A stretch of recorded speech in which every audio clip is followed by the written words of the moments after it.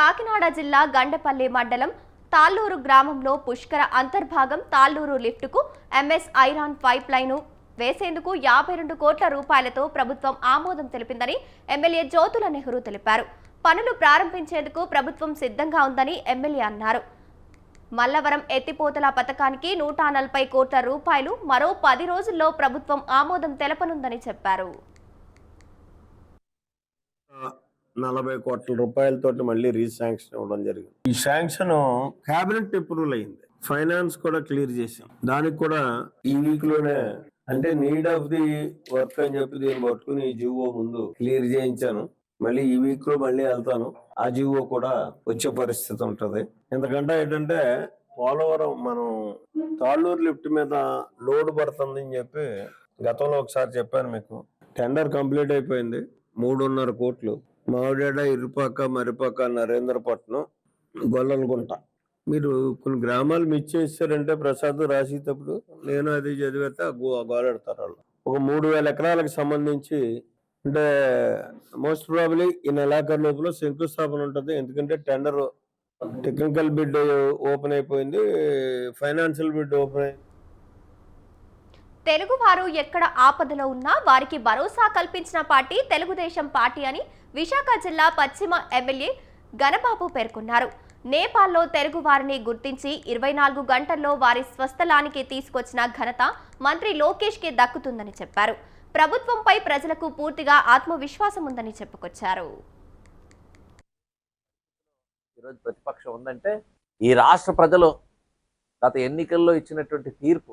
తాడవాయి మండలంలో సమ్మక్క సార్లమ్మ మేడారం బాధ్యతాయుతంగా ఈరోజు వ్యవహరించేటువంటి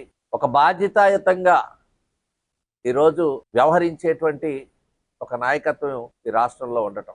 కనీసం తెలుగువారు అక్కడ ఇబ్బందుల్లో ఉన్నారని చెప్పి తాడేపల్లి ప్యాలెస్ లో ప్రతిపక్ష నాయకుడు కేవలం ఇంటికి పరిమితమైనటువంటి అంటే కనీసం ఒక స్పందించడం కానీ ఒక మాట కానీ లేనటువంటి పరిస్థితిలో ఈరోజు ప్రతిపక్షం ఉందంటే ఈ రాష్ట్ర ప్రజలు గత ఎన్నికల్లో ఇచ్చినటువంటి తీర్పు నిజానికి ఎంత నష్టపోయాం. గత 5 ఏళ్ళు ఒక 20 ఏళ్ల నష్టం కొత్త రాష్ట్రం వెనక్కి వెళ్ళిపోయిందనేటువంటి వాదనకి బలం చేకూర్చే విధంగా ఈరోజు ప్రతిపక్షం ఎలాంటి పరిస్థితుల్లో స్పందించకుండా ఉండేటువంటి పరిస్థితి ఒకవైపు ఉంటే ప్రభుత్వం ఈరోజు తీసుకున్నటువంటి శ్రద్ధని అభినందించక తప్పదు. ఈయన స్పందించాలంటే బయటకు వచ్చి అభినందించాలి. అభినందించడానికి కూడా నోరు లేని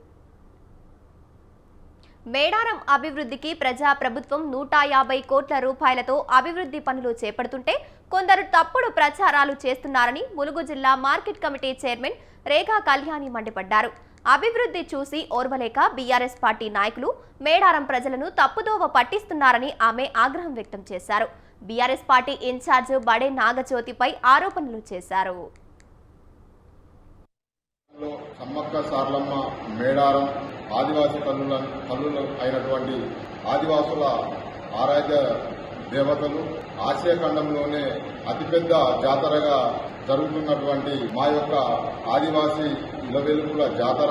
ఈ జాతరకు తెలంగాణ రాష్ట్ర ముఖ్యమంత్రి రేవంత్ రెడ్డి గారు 300 కోట్లతోటి అభివృద్ధి చేయడానికి ముందడుగు వేసి మా ఆదివాసులకు శుభ పరిణామం తెలియజేయడం జరిగింది. దానిపైన మేమందరం హర్షం వ్యక్తం చేస్తున్నాం.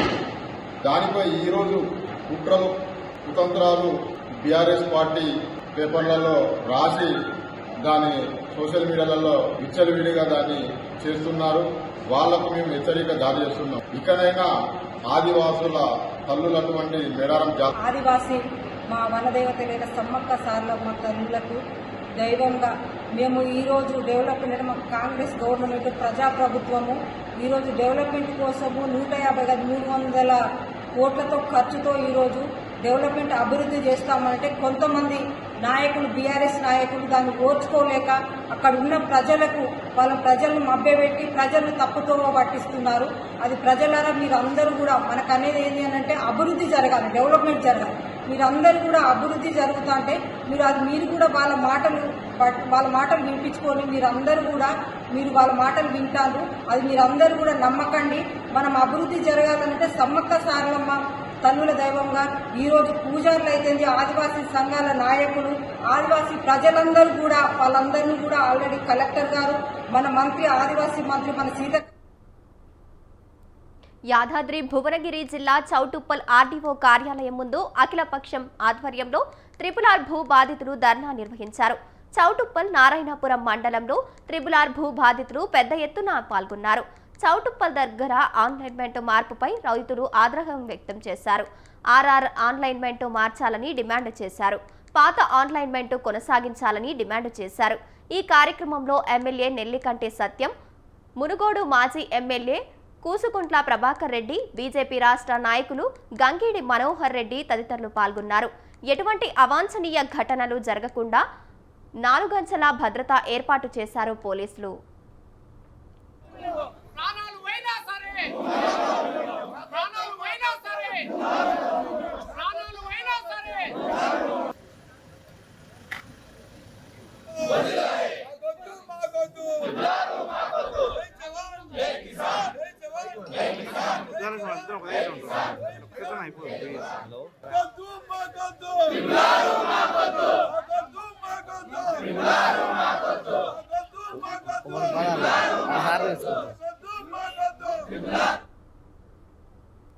పెండింగ్ జీతాలు, పని భారం, సిబ్బంది కొరతపై CRDA అధికారులు తక్షణమే స్పందించి పరిష్కరించాలని అమరావతి రాజధాని పరిధిలోని పారిశుద్ధ్య కార్మికులు డిమాండ్ చేశారు. ఫ్లెక్సీలు పట్టుకుని నిరసన తెలియజేస్తూ CRDA కార్యాలయం వరకు ర్యాలీ నిర్వహించారు. CRDA గ్రీవెన్స్ డిప్యూటీ కలెక్టర్ జయశ్రీకి వినతి పత్రాన్ని అందజేశారు. 2 నెలల పెండింగ్ జీతాలు వెంటనే విడుదల చేయాలంటూ పారిశుద్ధ్య కార్మికులు కోరారు. ఈ సందర్భంగా మాట్లాడిన రాజధాని CITU డివిజన్ కార్యదర్శి రవి, రాజధాని పారిశుద్ధ్య కార్మికులు రోడ్డు ఎక్కాల్సిన పరిస్థితి పాలకులు కల్పించారని అన్నారు. అదే పనిగా నెలలు జీతాలు నిలిపివేశారని, మంత్రులు, ఎమ్మెల్యేల జీతాలు రోజురోజుకి పెరుగుతూ ఉన్నాయని మండిపడ్డారు. ఇటు రీతిగా మేము 3 నెలలుగా జీతాలు రాక మేము ఎంతో కష్టపడి పనిచేస్తున్నాం. 3 నెలల నుంచి కూడా జీతాలు రాక మేము కుటుంబాలు గడవక ఎంతో ఇబ్బంది పడుతున్నాం. అయితే అధికారులు వస్తున్నారు, వాళ్ళు వస్తున్నారు, వీళ్ళు వస్తున్నారు, ఆ రోడ్డుకి వెళ్ళండి, ఈ రోడ్డుకి వెళ్ళండి అని ఉరికెత్తున్నారే కానీ మా జీతాలు సక్రమంగా జీతాలు చెల్లించట్లేదు. అయితే అధికారులను అడుగుతున్నాం, మా జీతాలు మాకు చెల్లించండి 1వ తారీఖు కల్లా. మరి పని అయితే మాకు చాలా ఎక్కువగా ఉంటుంది, కార్మికులను కూడా పెంచాలని మేము అడుగుతున్నాము. పని అయితే మాత్రం వెనకమాలుండి ఆ రోడ్డుకి వెళ్ళండి, ఈ రోడ్డుకి వెళ్ళండి, సీఎం గారు ప్రోగ్రాం, మరి మోడీ గారు ప్రోగ్రాం అని ఇంత రీతిగా చేపిస్తున్నారు పని. మరి మాకు జీతాలు ఎందుకు చెల్లించరు అధికారులను అని మేము అడుగుతున్నాం. CIT ద్వారా మేము ఈ ధర్నా కాదు, ఇంకా పెద్ద ఎత్తున ఇంకా రాజధాని పారిశుద్ధ్య కార్మికులు ఈ రోజు మండల కేంద్రమైన తుళ్లూరులో రోడ్డు ఎక్కాల్సిన దుస్థితి పాలకులు, అధికారులు కల్పించారు. 3వ నెల గడుస్తూ ఉంది. ఈ రోజు వరకు రాజధాని పారిశుద్ధ్య కార్మికులకి జీతాలు చెల్లించలేదు. వాళ్ళకి ఇచ్చేది అరాకొరా జీతం 12,000 అని చెప్తూ 10,000 ఇస్తారు. ఆ 10,000 కూడా ఏ నెల కాలాల సక్రమంగా ఇవ్వకపోతే పారిశుద్ధ్య కార్మికుల కుటుంబాలను ఏ విధంగా నడుపుతారో ఆ మాత్రం అధికారులకు అవగాహన లేదా అని చెప్పి మేము CITగా ప్రశ్నిస్తా ఉన్నాం. ఈ రోజు మంత్రుల జీతాలు పెరుగుతూ ఉన్నాయి, ఎమ్మెల్యేల జీతాలు పెరుగుతూ ఉన్నాయి, అధికారుల జీతాలు పెరుగుతూ ఉన్నాయి. ఏం పాపం చేశారు పారిశుద్ధ్య కార్మికులు? వీళ్ళ జీతాలు మాత్రం ఎక్కడ ఉన్నాయో అక్కడ వేసిన గొంగళి అక్కడే గొర్రె తోక బెత్తడి లాగా అదే విధంగా ఉన్నాయి. ఆ 12,000 కాడే ఉన్నాయి. ₹1 పెంచిన పాపాన బోల. ఈ రోజు రాష్ట్రం అంతా రాజధాని పారిశుద్ధ్య కార్మికుల సమస్యలైనటువంటి జీతాల పెంపు, అదేవిధంగా ప్రతి నెల 1వ తారీఖు వేతనాలు ఇవ్వాలని చెప్పేసి కోరుతూ ఈరోజు రాజధాని CRDA ఫిర్యాదుల వద్ద ఈరోజు ఆందోళన చేయడం జరిగింది. ప్రధానంగా మేము అడుగుతా ఉన్నాం, ఈరోజు ఇది మంచి ప్రభుత్వం, ఉద్యోగులకి కార్మికులకి అనుకూలమైనటువంటి ప్రభుత్వం అని చెప్తా ఉన్నారు. ఉద్యోగులకు 1వ తారీఖు వేతనాలు వేస్తున్నారు, ఎందుకంటే EMIలు ఉన్నాయి అని చెప్తా ఉన్నారు. కానీ పేదలు, డాక్రాలు, ఆ రోజువారీలు ఇట్లా తీసుకొని అనేక ఇబ్బందులు పడుతున్నట్టు పరిస్థితుంది. వీళ్ళకి 3 నెలలు 4 నెలలు జీతాలు ఇవ్వకపోతే కుటుంబాలు ఎలా గడుస్తాయి అని చెప్పేసి మేము ప్రశ్నిస్తా ఉన్నాం. కాబట్టి ఏదైతే మీరు నెల వేతనాలు ఇవ్వాలా, నెల వేతనాలు ఇవ్వాలని చెప్పేసి కూడా ఈ సందర్భంగా అడుగుతా ఉన్నాం. వీటన్నిటితో పాటు గత 6-7 నెలల నుంచి ఆందోళన చేస్తా ఉన్నాం. ఏదన్నా ఇంటెలిజెన్సీ ద్వారా ప్రతి సమాచారాన్ని సేకరిస్తున్నట్టు ప్రభుత్వం ఈ జీతాల పెంపుకు సంబంధించి ఎందుకు ముందు అడుగేయట్లేదని మేము అడుగుతా ఉన్నాం. కాబట్టి తక్షణమే పెరిగిన ధరలకు అనుగుణంగా వేతనాలు పెంచాలని, లేకపోతే పెద్ద ఎత్తున ఆందోళన చేసే దానికోసం కూడా సిద్ధమవుతామని చెప్పేసి ఇది ప్రాథమికంగా హెచ్చరిక మాత్రమేనని చెప్పేసి తెలియజేస్తూ రానున్నటువంటి కాలంలో జీతాల పెంపు కోసం పెద్ద ఎత్తున ఆందోళన చేపడతామని కూడా ఈ సందర్భంగా హెచ్చరిస్తాం. రాజధాని పారిశుద్ధ్య కార్మికుల సమస్యలైన కర్నూలు జిల్లా ఆలూరు నియోజకవర్గ కేంద్రంలోని ప్రభుత్వ ఐటీఐ కళాశాల శిథిలావస్థకు చేరుకుంది. ఎప్పుడు కూలుతుందో అని విద్యార్థులు బిక్కుబిక్కుమంటూ తరగతులకు హాజరవుతున్నారు. కాంగ్రెస్ ప్రభుత్వ హయాంలో మాజీ మంత్రి మరెప్ప సహకారంతో 2008లో ఆలూరు పట్టణంలో ప్రభుత్వ ఐటీఐ పాలిటెక్నిక్ కళాశాల ఏర్పాటు అయ్యాయి. అయితే ఏళ్లు కావస్తున్నా ఇంతవరకు ఐటీఐ కళాశాలకు సొంత భవనాలు ప్రభుత్వం నిర్మించలేకపోయింది. ప్రభుత్వాలు మారినా విద్యార్థుల తలరాతలు మారలేదన్నట్లుగా ఏళ్లు గడుస్తున్న ఐటీఐ కళాశాలకు సొంత భవనాలు నిర్మించలేదని విద్యార్థి సంఘం నాయకులు ఆవేదన వ్యక్తం చేస్తున్నారు.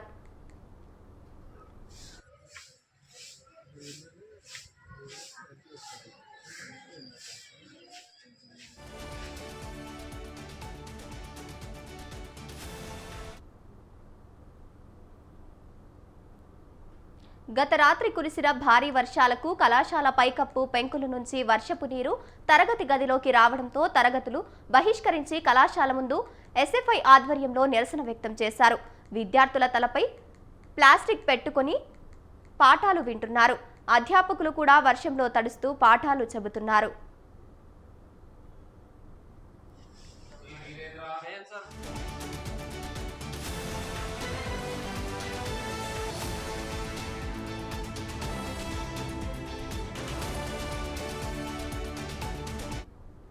ఇటీవలే ఆలూరు ప్రాథమిక పాఠశాలల్లో పెచ్చులూడిన 4 విద్యార్థులకు గాయాలు అయ్యాయి. విద్యాశాఖ మంత్రి నారా లోకేష్ ఐటీఐ కళాశాలకు సొంత భవనాలు ఎప్పుడు నిర్మిస్తారో అని ఎదురు చూస్తున్నారు.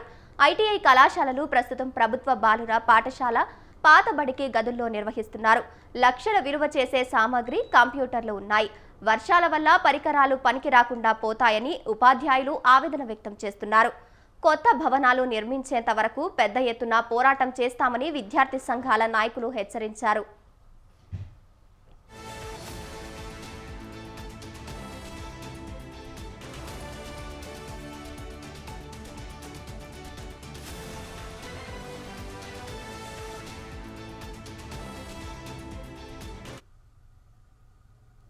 ఆదిలాబాద్ కలెక్టరేట్కి తాళం వేసిన అధికారులు ఆదిలాబాద్ కలెక్టరేట్తోపై అంతస్తులో భాగం రాత్రి కూలిపోగా ప్రాణాపాయం తప్పిన విషయం తెలిసిందే. ఈ నేపథ్యంలో అక్కడ పనిచేసే ఉద్యోగులందరూ కలెక్టర్ రాజశ్రీ షా సెలవు ప్రకటిస్తూ ఉత్తర్వులు జారీ చేశారు. అలాగే కలెక్టర్ పైకి వెళ్లేందుకు ఉన్న ప్రాథమిక ముఖద్వారానికి తాళం వేశారు. పైన కలెక్టర్, అదనపు కలెక్టర్, ఆర్డీఓ తదితరులు పాలన కొనసాగిస్తూ ఉండేవారు. అయితే 1941లో నిర్మించిన ఈ కట్టడం అప్పటి కాలంలో సుద్ద, సున్నం, రాయి, ఇటుకలతో కలిసి నిర్మించేదే. ఇప్పటి వరకు దాదాపు 84 ఏళ్లు గడుస్తున్నా ఇటీవలే కురిసిన భారీ వర్షాలకు ఈ ఈత కొట్టడం నానిపోయి కుప్పకూలిందే. ప్రస్తుతం ఇది కూలిపోగా దశలోనే ఉంది. గత 5 ఏళ్లు స్లాబ్, పైకప్పు, గోడ తదితర ప్రాంతాల్లో పెచ్చులు ఊడి పడిపోతున్నాయి. నూతన కలెక్టర్ భవనం ఇంకా నిర్మాణం పూర్తి కాలేదు. గురువారం రాత్రి స్లాబ్ భవనం కుప్పకూలడంతో కలెక్టర్ ఉద్యోగుల్లో భయం నెలకొంది. మరి కలెక్టర్ కార్యాలయం మరియు ఇతర శాఖలు ఎక్కడికి తరలిస్తారనేది తెలియాల్సి ఉంది.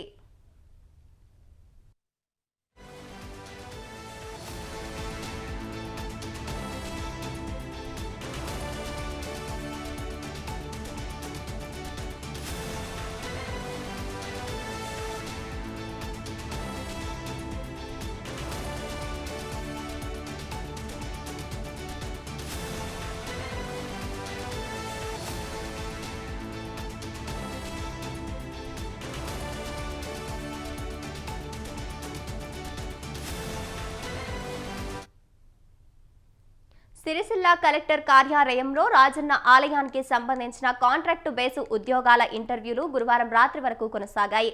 చిన్న పిల్లలు, మహిళలతో మధ్యాహ్నం 4 గంటల నుంచి రాత్రి 10 గంటల 30 నిమిషాల వరకు అభ్యర్థులు ఇబ్బందులు పడ్డారు.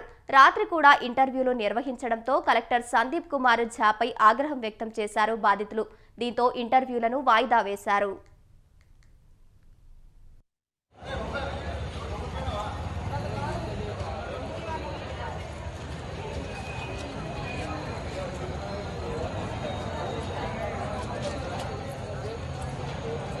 కాదు సార్, ఇప్పుడు ఈ టైంలో ఇంటర్వ్యూ పెట్టి ఇంత ఇబ్బంది పెట్టుడు ఎందుకని? ఇంటర్వ్యూ కోసం వచ్చినాము, బైక్ లోపల ఉంది, ఇంత లేట్ అయింది తిందామని హోటల్కి వెళ్ళినాము. ఇక్కడ వచ్చేసరికి గేట్లు వేసుకున్నారు, కలెక్టర్ సార్ కూడా మధ్యలోనే వెళ్ళిపోయాడు. ఇప్పుడు మా బైక్ లోపల ఉందంటే లోపలికి పంపిస్తలేడు. మూడున్నర గంటలకి వచ్చాము. ఇంటర్వ్యూ ఇప్పుడు టెంపుల్ జాబ్స్ పడ్డాయి కదా, దానికోసం వచ్చాము. వేమనాడ రాజన్న టెంపుల్. అదే రాత్రి. నిర్మల్ జిల్లా బైంసా మున్సిపల్ పారిశుద్ధ్య కార్మికులు ఆందోళనకు దిగారు. ఉదయం వేళలో మున్సిపల్ కార్యాలయానికి వచ్చిన పారిశుద్ధ్య కార్మికులు వేతనాల పెంపుదల చేపట్టేంత వరకు విధులకు హాజరు కాబోమంటూ కార్యాలయ ఆవరణలో బైఠాయించారు. విధులను బహిష్కరించి గేటు దగ్గర ధర్నాకు దిగారు. మున్సిపల్ కమిషనర్ రాజేష్ కుమార్ పారిశుద్ధ్య కార్మికులకు నచ్చజెప్పేందుకు ప్రయత్నించారు. అయినా ధర్నాను కొనసాగించారు. కొంత గడువిస్తే ఉన్నతాధికారుల వేతనాల పెంపు విషయం వివరించి సమస్య పరిష్కరిస్తామని మున్సిపల్ కమిషనర్ రాజేష్ కుమార్ చెప్పినా పారిశుద్ధ్య కార్మికులు ససమిరా అన్నారు.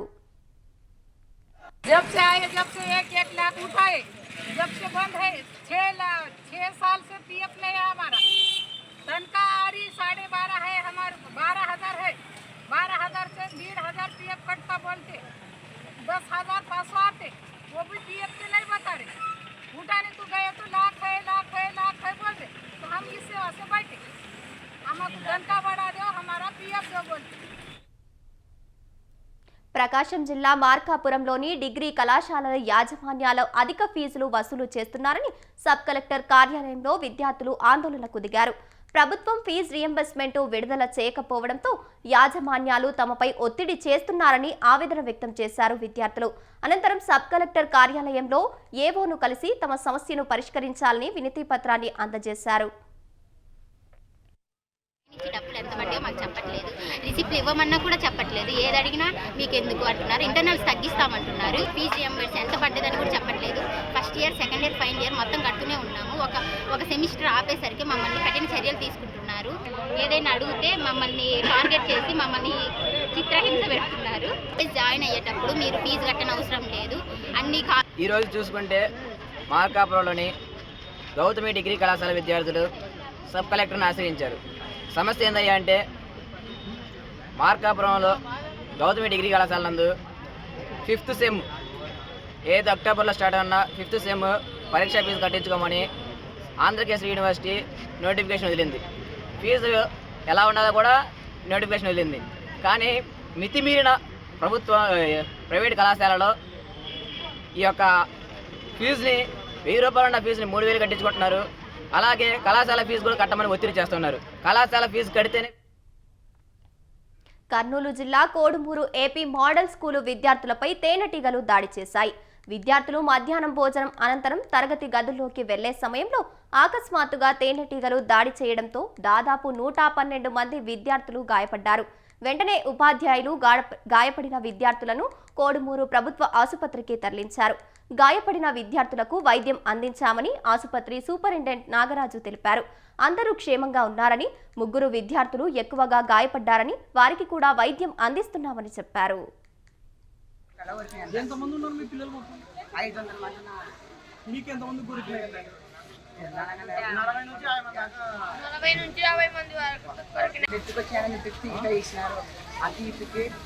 అంటే కొరికినాయి అంటే పెద్ద అడవిలో వేస్తారు కదా అంటే ఇది వచ్చి కొరికినాయి. ఈ కళ కొరికినాయి. ఎంతమంది ఉన్నారు మీ పిల్లలు? 500 మంది ఉన్నారు. మీకు ఎంతమంది కొరికినాయి? 40 నుంచి 50 మంది వరకు. Kakinada the Karthikeya cooperative building society లిమిటెడ్లో సొసైటీ పాలకవర్గం 22 కోట్ల రూపాయల అవకతవకలకు పాల్పడ్డారని కేసు నమోదైంది. సహకార శాఖ విచారణ చేసి చైర్మన్ కోడి సత్యనారాయణ, మాజీ మేనేజర్ మీర్ అమీర్ హుస్సేన్ సహా మొత్తం 14 మందిపై సివిల్, క్రిమినల్ కేసులు నమోదు చేశారు. అందులో భాగంగా మాజీ చైర్మన్ కోడి సత్యనారాయణ, మేనేజర్ ఆస్తులను అటాచ్ చేశారు. పాత పాలక వర్గమైన చైర్మన్ కోడి సత్యనారాయణ మరియు మీర్ అమీర్ హుస్సేన్ అనువారు సిబ్బంది అమీర్పేట మండలం నగరం పరిసర ప్రాంతాల నుండి సుమారు 10 కోట్ల రూపాయలు బాధితుల 10 కోట్ల రూపాయలు వసూలు చేయడం జరిగింది. తర్వాత తదుపరి వీళ్ళు మాయమాటలు చెప్పి ప్రజలను మోసగించి అధిక వడ్డీ ఆశ చూపి ప్రజలను ప్రలోభ పెట్టి ఇదే విధంగా కాకినాడ పరిసర ప్రాంతాల నుండి 12 కోట్ల రూపాయలు తో కలిపి సుమారు మొత్తం 22 కోట్ల రూపాయలు అవకతవకలకు పాల్పడటం జరిగింది. దీనిపై 22 సంవత్సరం నుండి సుమారు 3 సంవత్సరాలు ఈ విధాలుగా ప్రయత్నాలు చేసిన సొమ్ము రికవరీ చేయకపోవడం వలన అనేక మంది బాధితులు, సుమారు 20 మంది బాధితులు ఇందులో చనిపోవడం జరిగింది. మొత్తం బాధితుల సంఖ్య ఇందులో 353 మంది ఉన్నారు. కాకినాడ యొక్క కోఆపరేటివ్ బిల్డింగ్ సొసైటీ వారి ఆధ్వర్యంలో 51 ఎంక్వైరీ జరిపి 14 మందిపై. రంగారెడ్డి జిల్లా శంకర్పల్లిలో దారి దోపిడీ కలకలం రేపింది. స్టీల్ వ్యాపారిని బెదిరించి 40 లక్షల రూపాయలు తీసుకుని పారిపోతుండగా కొత్తపల్లి వద్ద దొంగల వాహనం ప్రమాదానికి గురైంది. దుండగుల వాహనం బోల్తా పడడంతో నగదు కొంత కింద పడిపోయింది. నగదు అక్కడే వదిలేసి పారిపోయారు. సంఘటనా స్థలానికి చేరుకున్న శంకరపల్లి పోలీసులు డబ్బును స్వాధీనం చేసుకున్నారు. కేసు నమోదు చేసుకుని దర్యాప్తు చేస్తున్నారు.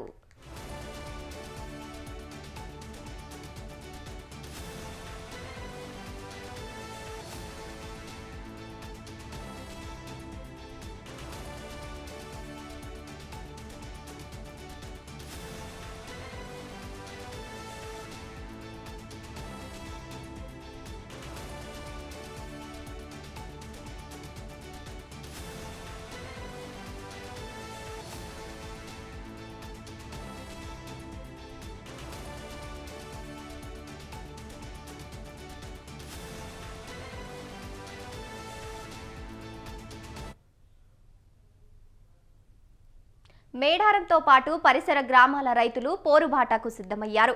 ప్రతి 2 ఏళ్లకొకసారి ప్రభుత్వ లాంఛనాలతో నిర్వహించే మేడారం సమ్మక్క సారక్క జాతర సమయంలో మేడారంతో పాటు పరిసర ప్రాంతాల రైతులు సుమారు 2000 ఎకరాల సాగు భూముల్లో పంటలు వేయకుండా వదిలేస్తున్నారు. వీటికి బదులుగా నష్టపరిహారం అందించాలని డిమాండ్ చేస్తూ అఖిలపక్ష నేతల మద్దతుతో రైతులంతా ప్రభుత్వంపై పోరాడటానికి సిద్ధమయ్యారు. తెలంగాణ ప్రాంతంలో మేడారం అనేది ఆసియా ఖండంలోనే పెద్ద జాతర. ఎంతో కోట్ల మంది ఇక్కడికి వచ్చి అమ్మవార్లను దర్శనం చేసుకుని వెళ్తా ఉంటారు. మరి అటువంటి జాతరలో ఇక్కడ ఉన్నటువంటి ఏ ప్రాంత ప్రజల కోసమైతే ఆ సమ్మక్క సార్లమ్మలు కొట్లాడినరో ఈ ప్రాంత ప్రజలే ఈరోజు కష్టాలు అనుభవిస్తున్నటువంటి ఇబ్బంది ఇప్పుడు మనకు కనబడతా ఉంది.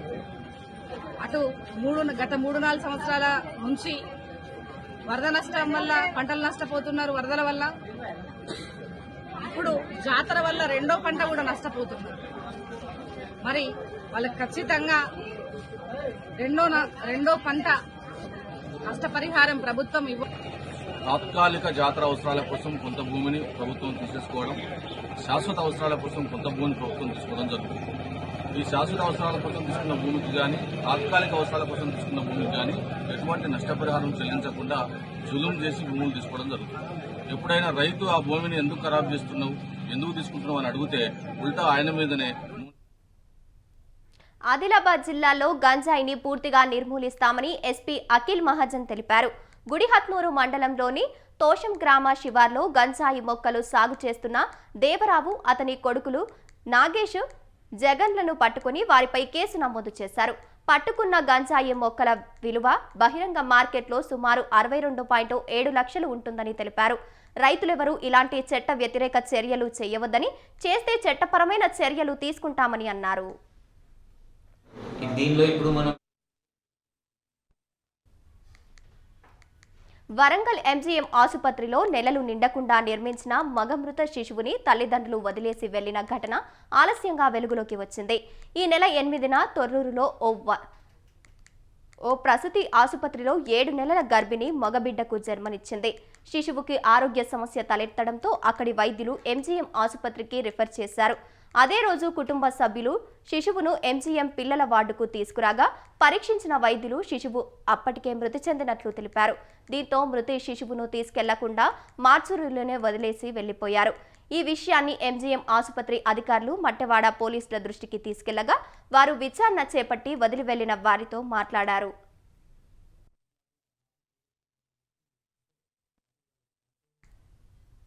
జనగామ జిల్లాలో నిన్న రాత్రి కురిసిన భారీ వర్షానికి ప్రజలు ఇబ్బందులు పడ్డారు. జనగామ మండలం వడ్లకొండ గ్రామం వద్ద జనగామ నుంచి హుస్నాబాద్ వెళ్లే రహదారిపై బ్రిడ్జ్ పూర్తిగా వరదకి తెగిపోయింది. జనగామ నుంచి హుస్నాబాద్ వెళ్లే పలు గ్రామాల ప్రజలు తీవ్ర ఇబ్బందులు పడుతున్నారు. జనగామ నుంచి నర్మెట, తరిగొప్పుల, హుస్నాబాద్ మండలాల ప్రజలు వెంకిర్యాల, వెల్దండ నుంచి వెళ్లాలని అధికారులు సూచించారు.